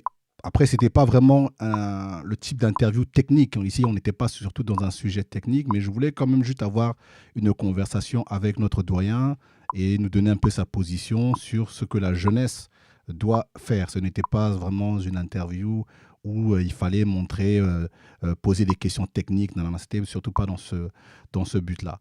Mais après, c'est pas la dernière fois, donc il reviendra peut-être dans un sujet beaucoup plus sérieux, beaucoup plus complexe, beaucoup plus technique. Hein, c'est pour ça que j'avais bien dit de me notifier vos questions pour que le jour où ça va arriver, ben, je puisse poser les questions. Et vous ne m'avez pas pris au sérieux parce que vous pensez que mon Bali, quand il parle pour rien. Et du coup, vous n'avez pas fait le taf. Et maintenant qu'il passe, vous posez des questions. Non, les amis. Quand la prochaine fois que je dis faites cela, ben faites cela en mémoire de moi. Vous l'avez déjà fait pour Jésus. Pourquoi vous ne le faites pas pour mon Bali? Si je vous dis, les amis, que je risque d'inviter une personne, déjà à partir du moment où je dis que je vais inviter telle personne, sachez que c'est déjà négocié. Sachez que déjà il se prépare un truc parce que je ne parle pas pour rien. Ok? Donc la prochaine fois que je vous dis, peut-être, même si je dis peut-être, et que je vous dis préparer des questions, faites-le, les amis. Mais n'attendez pas le moment pour après balancer des questions et après dire non, j'étais pas au courant. C'est pour ça qu'on vous dit aussi de vous abonner. Donc voilà, en tout cas, voilà, les amis. Sinon, entre-temps, je vais revenir bientôt. Pourquoi? Parce que j'ai envie qu'on puisse parler d'un autre sujet. Mais avant ça, avant que je vous parle du fameux sujet dont j'ai envie de vous parler, j'ai envie de vous annoncer quelque chose de très, très important. Je pense que dans la communauté Kamit, ça ne s'est jamais encore fait. Et je pense que je vais être l'un des premiers. Comme je l'ai dit, hein, dans ces histoires-là, je pense qu'il y aura un avant Mobali et un après Mobali. Parce que, voilà. Souvent, lorsqu'on parle de la Bible, la plupart des gens qui parlent de la Bible, ce sont des gens de notre communauté, mais la plupart d'entre eux ne connaissent pas la culture grecque, ne lisent pas le grec ancien, ce ne sont pas des professeurs d'université, donc en général, ils se basent sur d'autres sources. Et donc, je trouve ça un peu des fois limite. Alors moi, ce que j'ai préféré faire, notamment, j'avais travaillé sur un sujet ceux qui ont suivi mes dernières conférences sur le judaïsme, on avait travaillé sur le Pentateuque, d'accord, sur l'origine du Pentateuque. Donnez-moi un instant, je reviens, ne bougez pas. C'est la pub, les amis. Voilà. J'avais travaillé sur le Pentateuque, donc je vous avais expliqué que en fait, ce livre ne pouvait pas être écrit par Esdras, parce qu'en fait, jusque-là, c'était la théorie qu'on a souvent entendue. Et déjà, on va nous dire que la Bible, ce sont les cinq. En fait, on va nous parler des 5 livres de Moïse, sauf que Moïse n'est pas un personnage historique. Et d'autres personnes vont essayer de dire que la Bible a été écrite par Esdras, sauf que nous n'avons pas les documents. Il n'y avait pas de Bible à cette époque. Donc, j'ai dû faire une conférence là-dessus pour expliquer historiquement et chronologiquement, en mettant les documents. Et bon, vous connaissez un peu cette conférence. Et j'avais utilisé pour mes recherches un helléniste qui s'appelle Russell Gmerkin, et qui a écrit 2 grands ouvrages. Et du coup, pour vous faire un peu profiter, plutôt que à chaque fois de vous donner des ouvrages, je préfère vous présenter les auteurs, les chercheurs eux-mêmes. Donc j'avais dit que je serais amené, en tout cas à travers cette émission, d'inviter des locodermes, chercheurs, que ce soit des archéologues, en tout cas des personnes qui connaissent le sujet. Moi, dans les histoires de la recherche, vu le taux d'aliénation que nous avons, je préfère me fier aux gens qui connaissent le sujet. Je ne veux plus trop être dans des trucs, c'est pas très très sûr, tu vois.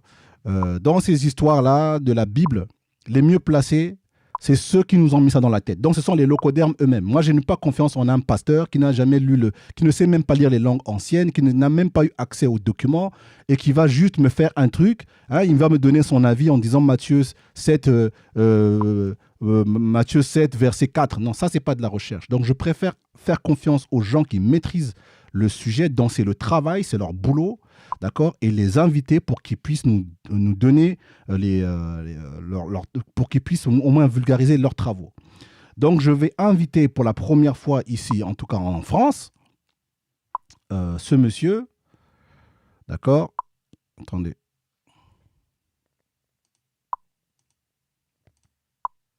Voilà, donc c'est ce monsieur qui s'appelle Russell Mirkin.